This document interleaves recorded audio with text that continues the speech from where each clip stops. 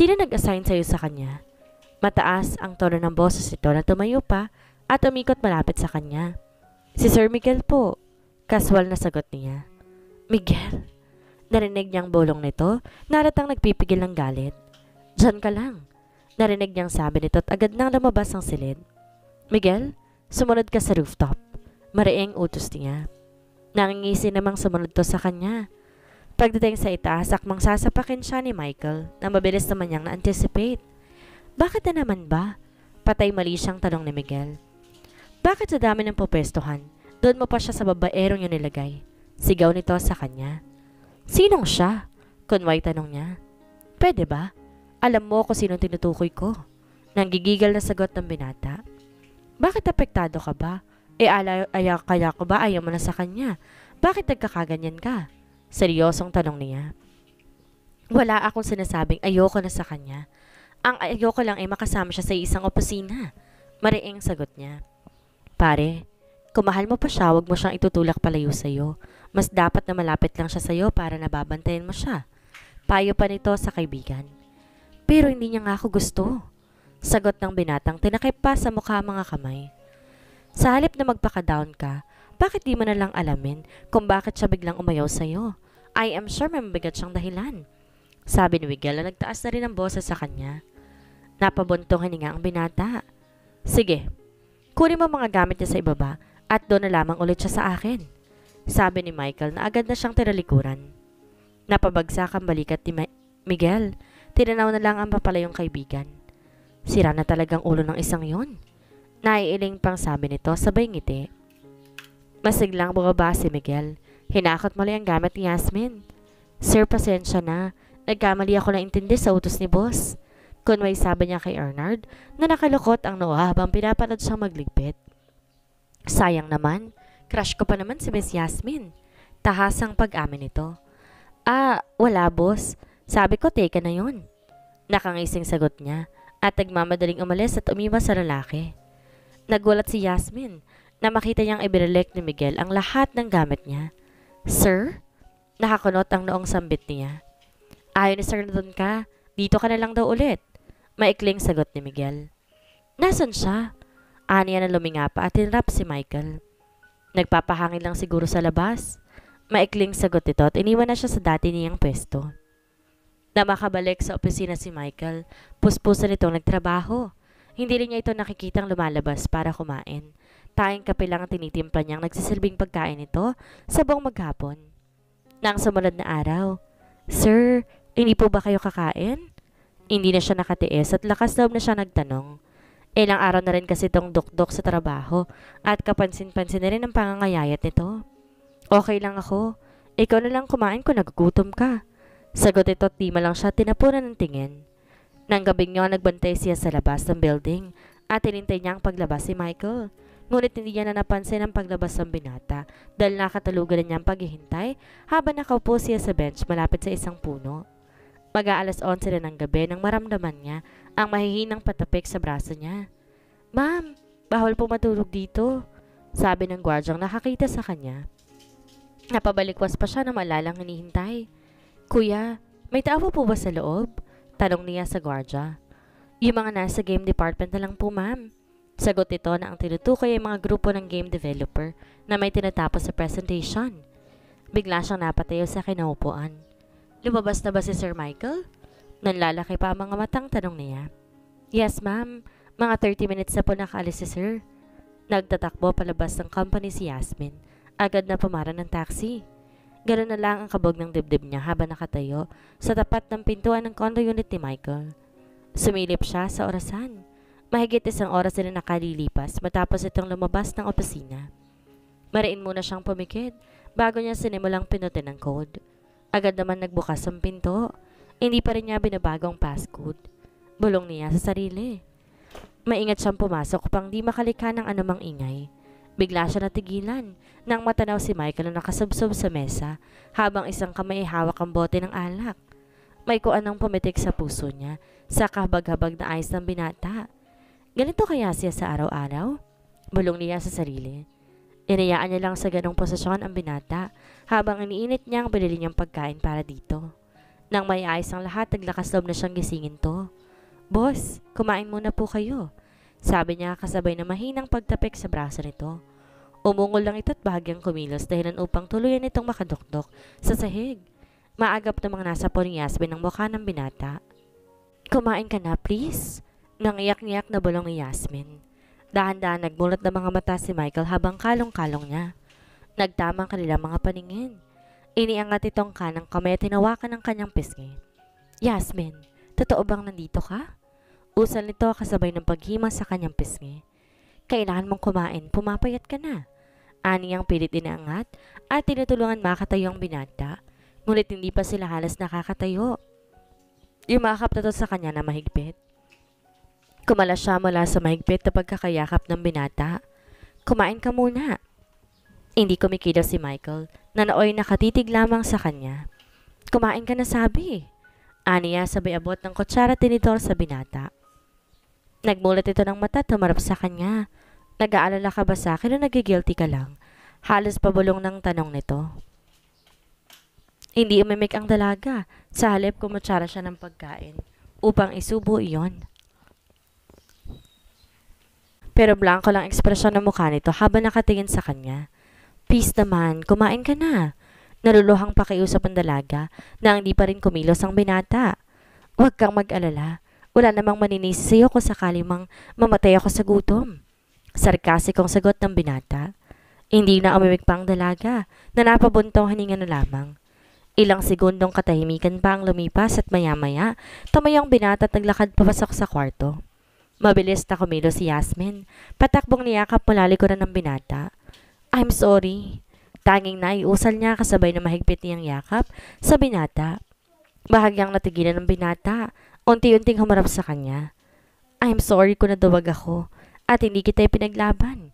Dugtong niya ng uloy na katungo sa sahig. Ano ang ibig mong sabihin? Kulot ang noong tarong ng binata na magangat siya ng paningin. Pero hindi kumibo ang dalaga. Nagkausap pa kayo ni Papa? Nanlalaki ang mga matang tarong ng binata. Marahan siyang tumango. Noong araw na narinig ko kayong magkausap ni Miguel, yun din ang mismong araw na kinausap ako ng papa mo. Hindi na hinintay pa ni Michael ay iba pa niyang sasabihin at agad na siya tong kinabig at niyakap na mahigpit. Kalimutan mo na ako naman ang sinabi sa'yo ni Papa. Bulong ng binata. Napanatag naman ang loob niya sa sinabi niyo ng binata. Bakit pa hindi ka kumakain? Gusto mo na bang mamatay ha? Nakalabing tanong niyang bumitaw sa binata. Nangingiti namang muli siyang kinabig at niyakap na mahigpit ng binata. Nag-aalala ka ba ng sobra? Bulong pa nito. Pero sa halip sumagot, isang pinong kurot sa tagiliran ang iniabot niya sa dalaga na mahigpit ding yumakap sa kanya. Kinabukasan maluwang ang pagkakangiti ni Michael habang pinagmamasa ng dalagang natutulog sa tabi niya. Good morning, baby ko. Nakangising bunga dito nang magmulat siya ng mga mata. Nakangiting iniunat niya ang kanyang mga braso at sinilubong na mahigpit na yakap ang binata. Bagay pala sa iyo mga damit ko eh. Nakangiting sabi ng binata habang sinisipat ang mahabang t-shirt at pajamang suot niya. Pinisil-pisil niya ang pisngi ng binata at saka mabilis na ginawaran ng halik sa pisngi. I love you. Nangiti naman si Michael sa sweet gesture niya at gumanti rin to ng halik sa pisngi. I love you too. Tugon nito. Pagdating sa opisina, narat na nilang naghihintay ang isang babae kay Michael.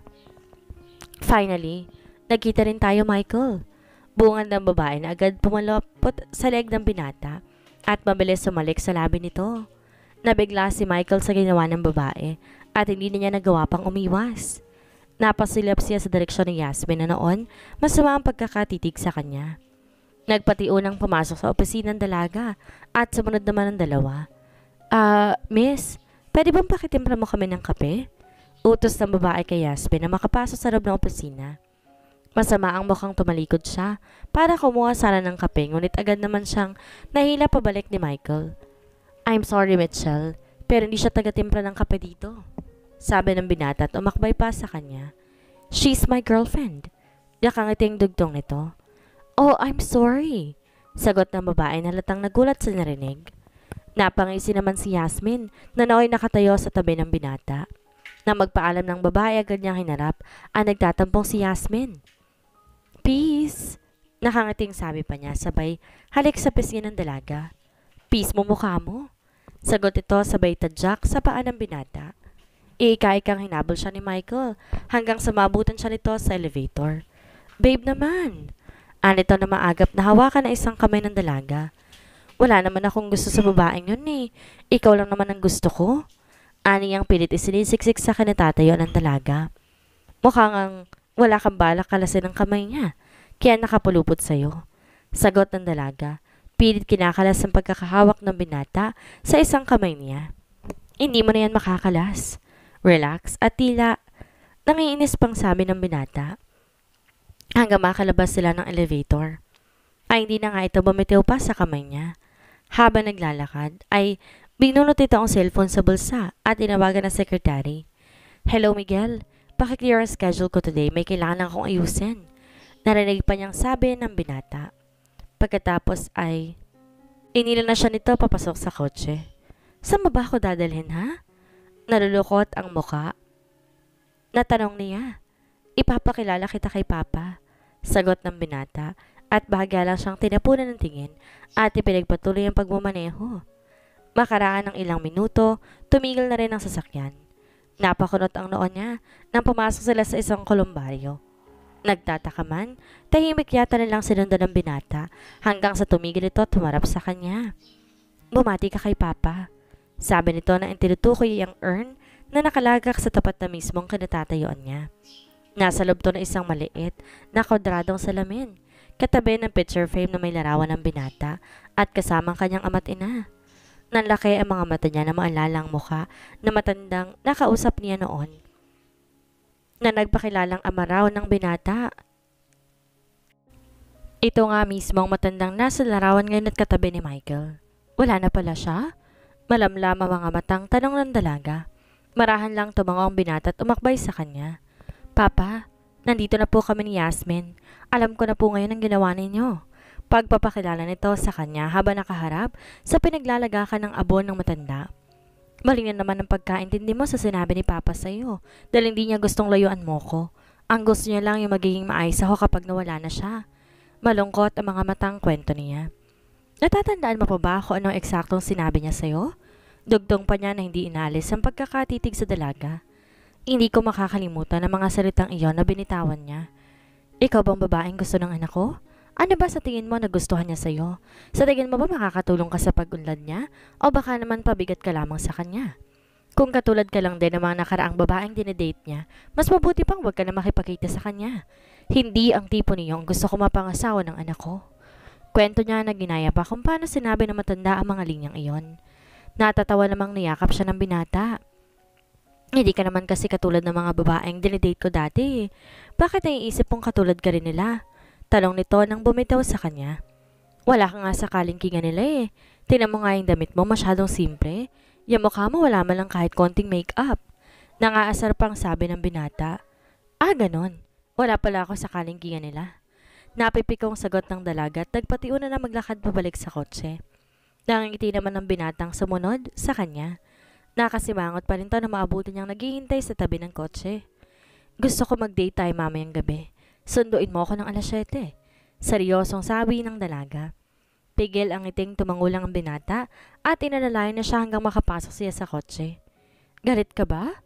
Tanong niya na pilit ibinabaling sa kanyang mukha ng dalaga na nakatingin lang sa kabilang side ng kalsada patalikod sa kanya. Pero sa halip na humarap, pumihit pa ito patalikod sa kanya. Nang makarating sila sa tapat ng bahay, nagmamadaling bumaba ang dalaga. Kaya agad ding bumaba ang binata at sinilubong siya sa kabilang pinto. Ano bang problema? Tanong ni Michael na kanilong siya sa magkabilang bisig habang ang mga kamay nakahawak sa bubungan ng kotse. Wala. Kunot ang noong sagot niya. Napabuntong hininga lang ang binata at saka ibinaba ang mga kamay. Okay, sige. I'll see you later. Kamusta mo lang ako kay na Lola at Ivan? Nang makaalis ang binata, agad namang pumara ng taxi si Yasmin, papunta sa mall. Namili siya ng damit na isusuot para sa date nila ni Michael. Inawakan niya isang pink dress na hanggang tuhod ang haba. Medyo daring ang pagkakadesign ng damit na halos makakita ng kanyang dibdib. Ma'am, ayan po. Bagay na bagay sa inyo, lalo po kayong gaganda dyan. Sabi pa ng sales lady. Matapos niyang maisukat, agad na niyang pinabalot ang damit. Eksaktong 7:00 na ng gabi na matapos siya mag-ayos ng sarili. Panay ang tingin niya sa oras ngunit di pa rin dumarating si Michael. Eksakto mag-aalas 8 nang marinig niyang sunod-sunod na pagbusina ng sasakyan ng binata. Lola, aalis po muna kami ni Michael. Paalam niya sa matanda at saka siya lumabas. Sa kotse nanlaki ang mga mata ni Michael na makita ang suot at itsura niya. Nagmamadali itong bumaba habang hinuhubad ng suot na coat at agad na ibinalot sa dalaga. Ano ba yung suot mo ha? Kunot ang noong talong niya na lumingalinga upang masigurong walang ibang nakakakita. Bakit? Hindi ba ganito ang suot ng mga babaeng dinedate mo?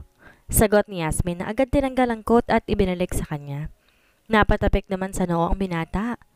Nagsiselos ka ba? Nakangiting sabi niya na hinawakan pa magkabilang balikat ng dalaga at marahang inilapit sa kanya. Nakasimangot lang ang dalaga at tumitingin sa kanya. Bahaga pa siyang lumapit at tinalikan sa noo ang dalaga. Binibiro lang naman kita kanina. Di mo naman kailangan maging katulad nila para magustuhan ko dahil ang pagiging simple at natural mong nagustuhan ko sa'yo. Unti-unting nagtaas ng tingin ng dalaga. Sinilubong ang tingin niya. You don't have to feel insecure dahil sayo lang ako, miss. Nakangiting sabi niya na pinisil pang baba ng dalaga. Nangiti na rin si Yasmin. Nahihiyang yumakap sa kanya. Paano ba yan? Hindi na matutuloy ang date natin. Bulong ng binata. Agad naman bumitaw sa pagkakayakap ang dalaga at saka humalukip-kip na animoy batang nagtatampo.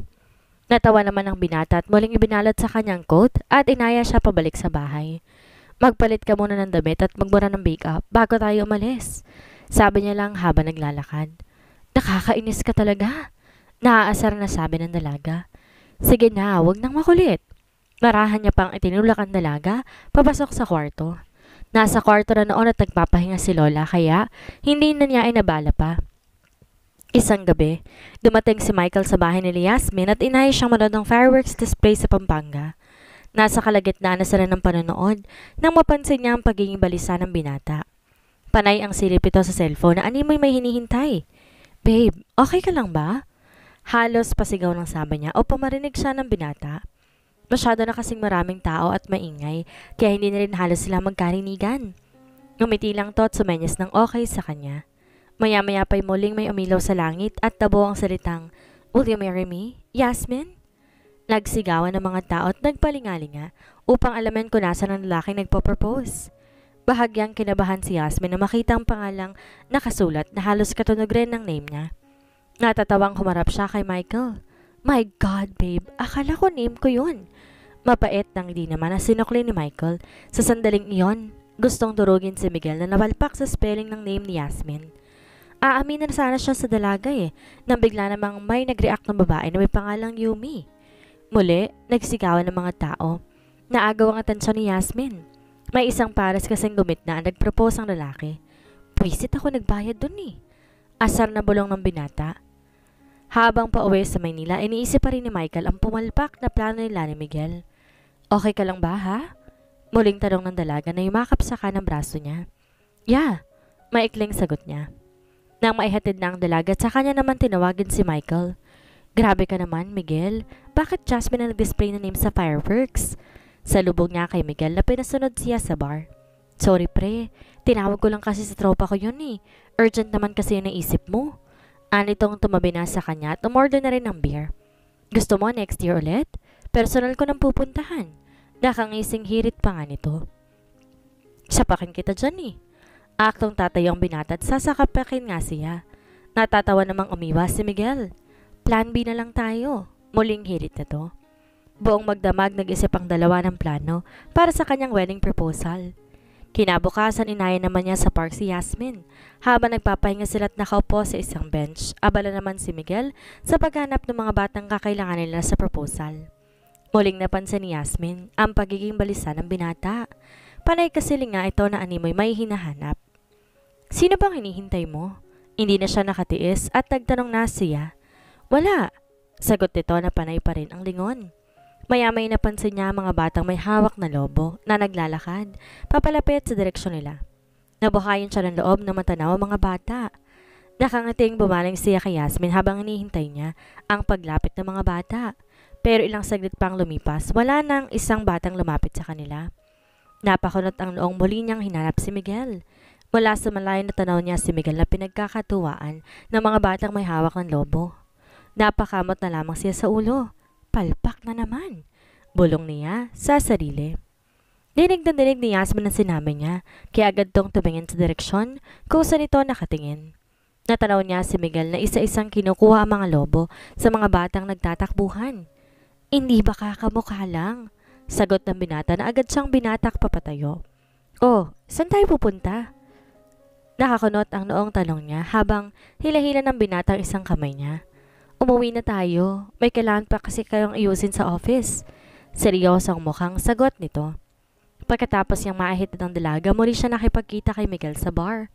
Boss, pasensya na. Tinakbo ng mga bata mga lobo eh. Mabuti na lang nabawi kong singsing. Napakamot pa sa ulong bungad ni Miguel. Naiinis na nilawangan ni Michael ang pagkakabuhol ng necktie at saka mabilis tumagok ng beer. Wala namang imik si Miguel na makikiramdam lamang sa katabi. Matapos mag-usap mo rin naman nakabuo ng plano ang dalawa. Miguel, siguraduhin mo lang na hindi ka sasabit this time ha. Kapag ito sumabit pa, sasasandihin talaga kita. Nanlalaki pa ang mga matang sabi ng binata. Napalunok naman si Miguel sa pabalang ibinigay ng kaibigan. Makalipas ang 3 araw, muli, inayang kumain sa labas ni Michael si Yasmin. Habang kumakain, kapansin-pansin ang pagkabalisa ng binata. Makailang beses din tong tumayo at nag-CR.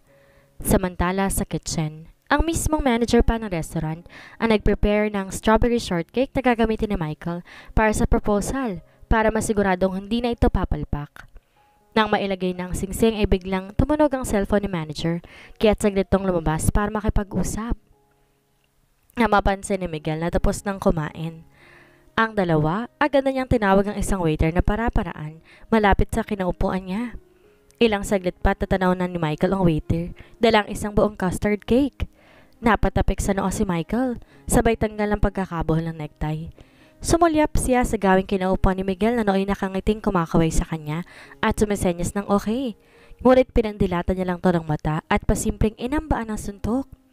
Napakunot ang noong bumaling si Miguel sa waiter na may dala ng cake. Halos lumawa ang mata niya na makitang mali ang cake na daladala nito.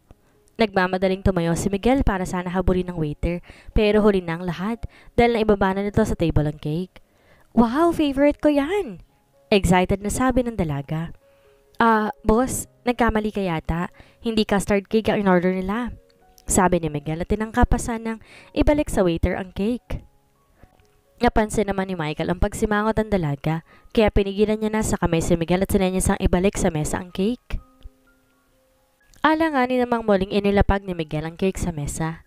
Sige, pakuha na lang din natin yung strawberry shortcake na in-order natin, boss. Hirit pa ni Miguel na pilit pa rin isinasalbang plano. Sige, bahala kayo. Sagot ng dalaga na ang atensyon nasa hiniwang cake. Muli, nabuhay ng loob si Michael na nooy butil-butil na ang pawis. Nang bumalik ang waiter, dala na nito ang strawberry shortcake na ipinahanda nila. Boss, pasensya na po kayo. Hindi ko po... Mabilis na takpan ni Miguel ang bibig ng waiter upang hindi na ito makapagsalita pa. Okay na yun, ayos na. Aniya na bahagya pang itinulak pa palayo ang waiter. Miguel, dito ka na rin umupo. Kunin mo na lang food mo sa table mo. Narinig niya ang sabi ni Yasmin. Napalagok ng tubig sa baso si Michael. Pinandilatan ng mata si Miguel. Akbang tatayong muli si Miguel nang pigilan siya ni Yasmin. Dito ka na. Saluhan mo na si Michael sa strawberry cake. May allergy kasi ako sa strawberry. Sa narinig, biglang dumulas ang siko ni Michael na nooy nakatukod sa mesa. Napangisi si Miguel na agad ding napalagok ng tubig sa baso. Sabit again. Mangiyak-ngiyak na sabi pa nito habang nakatingin kay Michael. Naaasar na sinipa nitong paa niya. Napansin naman agad ni Yasmin ang namumuong tensyon sa pagitan ng dalawa. Nag-aaway ba kayong dalawa? Kunot ang noong tanong ng dalaga. Naku, hindi. Baka naasiwa lang si boss na nakikishare ko ng table sa inyo. Sige, lilipat na ako ha. Enjoy lang kayo dyan. Nakangising sabi ni Miguel na binuhat ng buong cake upang ibalot sa waiter. Boss, ako nang bahala dito. Pahabol pang sabi niya kay Michael na nooy hindi na umiimik. Sa condo unit ni Michael sila tumuloy pagkatapos sa restaurant. Tahimik lang to hanggang sa makapasok sila sa loob. Pabagsak na naupo ito sa sofa at malamlam ang mga mata. Inaabot ang kamay niya at tinila siya paupo. Okay ka lang ba? Tanong niya kasabay ng pagsalat niya sa noo at leeg nito. Pagod lang siguro ko. Mahinang sagot nito na inihilig ng ulo sa balikat ng dalaga. Ilang minuto pang lumipas at narinig na niya ang mahihinang paghilik ng binata. Bahagyan itong sinulya para tinimas sa pisngi. Nanatili sila sa ganong posisyon hanggang sa maalimpungatan at magising ang binata sa sunod-sunod na pagtunog ng buzzer. Kapwa sila napatingin sa pinto. May inaasahan ka bang bisita? Tanong niya rito. Bahagya lang tong umiling at tinungo ang pinto. Boss, ito nang... Hindi na naituloy pa ni Miguel ang sasabihin nang biglang sumulyap si Yasmin. Babalik na lang pala ako, boss. Agad na sabi nito at agad ibinalik sa bulsa ang singsing. Okay lang, ibigay mo na sa akin. Sabi nito at tinilahad na ang kamay. Nag-aalangan naman si Miguel na muling ilabas ang singsing dahil nooy nakatingin pa rin sa direksyon nila si Yasmin. Lumingon si Michael kay Yasmin at pagkatapos bahagya siya nagkubli upang di makita ni Yasmin ang inaabot ni Miguel. Anong napaka-importanting bagay ang dinaan ni Miguel sa ganitong oras? Tanong niya na makalapit ang binata. Secret! Nakangiting sagot lang nito. Sabay silip sa suot niyang relos. Bakit di mo ako ginising? Napasarap palang tulog ko. Sabi niya tinabihan na ang dalaga. Pagod na pagod kasi itsura mo kaya hindi na kita inabala pa. Sagot ng dalaga na inihilig pa ang ulo sa balikat niya. Hindi ka ba hahanapin ni Lola? Bulong ng binata. Bumaling siya sa binata at ngumiti. Para sa naman ang ngiting yon? Tarong ng binata na umayos ng pagkakaupo at humarap sa kanya. Nagtamang kanilang paningin ng ilang segundo at akmang hahalikan na siya ng binata nang bigla siya magsalita. Ilabas mo na kasi. Nakangiting sabi ng dalaga sa nilahad ng kamay sa kanya. Napakunot ang noon ng binata. Ang alin? Patay mali siyang sagot niya. Para hindi ka na ma-stress, sige na, ibigay mo na. Giit ng dalaga na dalawang kamay pa ang nilalahad. Ano nga kasi yun? Naniningkit pa mga matang sabi niya na hindi pa rin nagpapatinag. Sa tingin mo talaga wala akong ideya sa mga ginagawa mo lately? Nakangiting sabi ng dalaga. Pinisil pa ng mariin ang magkabilang pisngi niya. Napahagat naman sa ibabang labi ng binata at saka tumitig sa kanya. Ano ba kasing iniisip mo? Sige nga, Aber. Ano sa tingin mong bala kong gawin? Tanong nito habang di bumibitiw ng tingin sa kanya. Magpapropose ka, di ba? Kaya akin na yung singsing nang matapos na. Nakangiting sabi pa ng dalaga na muli, inilahad ang kamay sa kanya. Napabunghalit ang tawang binata. Halos mamilipit to kakatawa. Joke pa yon? Tanong pa nito. Nainsulto si Yasmin sa ginawang pagtawa ng binata kaya agad nawala ang ngiti sa mukha nito. Patuloy lang sa pagtawa si Michael at hindi na yung nagugustuhan ni Yasmin. Madilim ang mukhang tumayo ito at nagmamadaling lumabas. Patakbo namang sumunod ang binata. Agad naman nagsara ang elevator na makasakay. Ang dalaga kaya mabilis ang tinakbo ang hagdanan. Sakto na sa ground floor na siya na mag-abot sila ni Yasmin. Nahawakan niya to sa isang kamay, ngunit mabilis na nakaalpas. Alanganing oras na noon kaya wala na ring halos sasakyan na dumaraan. Yasmin! Sigaw niya sa dalaga na hilam na sa luha habang tumatakbo sa kalsada. Ngunit hindi man lang to huminto at lumingon sa kanya. Halos ilang hakbang na lang ang layo nila sa isa't isa nang biglang may sumulpot na bike sa kanto at bahagyang nahagip ang binata. Napatapon siya sa gilid ng kalsada kasabay ng pagsadsad ng bike.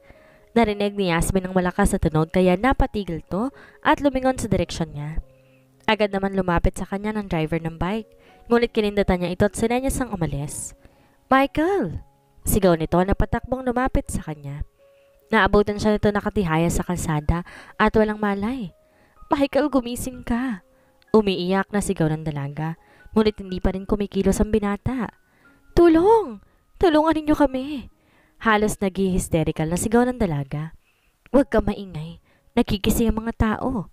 Nakangising sabi ni Michael na agad na nagmulat. Napaawang ang mga labi ng dalaga habang nakatingin sa kanya.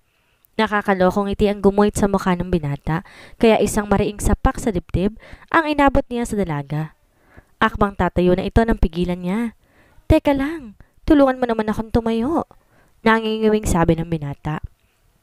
Nagpaunlak naman ang dalaga. Inalalayan siya na dahan-dahang tumatayo. Tulungan mo naman ako maghanap. Muling ungot nito na panay ang tingin sa lapag. Ano bang hinahanap mo? Tarong ng dalaga na nooy nakalalay sa kanya. Basta, magharap ka rin. Sabi nito na pasimpleng inihulog ang singsing sa bandang paanan ng dalaga. Ayun pala eh. Kunway sabi niya sabay pulot sa singsing. Napatingin ng dalaga sa hawak niya at nanlalaki ang mga matang tumingin sa kanya. Marahang inabot niya ang kanang kamay nito at sinuot ang singsing. Buong pagmamahal, tiningnan niya ang dalaga. Naluluha naman tong yumakap sa kanya na mahigpit. Nakakainis ka talaga. Bulong nito na halos sakalin na siya sa higpit ng pagkakayakap. Hindi mo ba muna ako tatanungin? Nakalabing tanong ng dalaga nang bumitaw sa kanya. Sorry, na-excite ako eh. Nasuot mo na kaya yes na yun. Natatawang sabi ng binata. Hanggang sa huli, sablay pa rin no? Nakangiting sabi pa ng dalaga. O sige na nga, uulitin ko na lang. Sabi nito na kanway babawiin ang suot niyang singsing. Natatawa namang tinago niya sa bandang likuran niya ang kanyang kanang kamay upang di nito makuha ang singsing. Napangiti ang binata at agad siyang kinabig at niyakap na mahigpit. I like it when you smile that way. Bulong ito na inangat pang kanyang mukha at mabilis na nakahalik. I love you. Nakangiting sabi nito habang nakatitig sa kanya. I love you more. Masayang sagot ng dalaga. Isang masayang kasalan ang nangyari sa dalawa. Mahal naman nila ang isa't isa dati pa. Nagkaroon lang sila ng misunderstanding, hindi man nila akalain. Magkikita pa sila ulit. Talagang sila lang talagang nakatadhana sa isa't isa. Lumipas man ng 3 taon, hindi yun hadlang para magsimula silang muli sa pagmamahalang na udlot noon. Pero ngayon, ready na silang harapin kung anumang pagsubok na dumating. Makalipas ng ilang buwan, nabuntis na si Yasmin. Lubos ang saya na mag-asawa, lalo na't magkakaroon na sila ng anak. Naging mas masayahin si Michael kapag naiisip niya ang maganda niyang asawa. Tapos blessing pa yung nalalapit na panganak nito. Magiging isang buong pamilya sila. Mas nagkaroon ng kahulugan lahat ng sacrifices niya noon. Swerte niya dahil mabait siyang asawa at mahal na mahal niya ito. Kahit anumang pagsubok ang dumating sa kanila, alam niyang kaya nilang lampasang mag-asawa. At dito na po nagtatapos ang kwentong Ang Mayamang Binata, Umibig sa Tindera ng Kakanin. Sana po'y muli ninyong subaybay ng susunod pang mga uploads. Thank you po sa lahat ng sumuporta sa story na ito. Ingat po kayong lahat.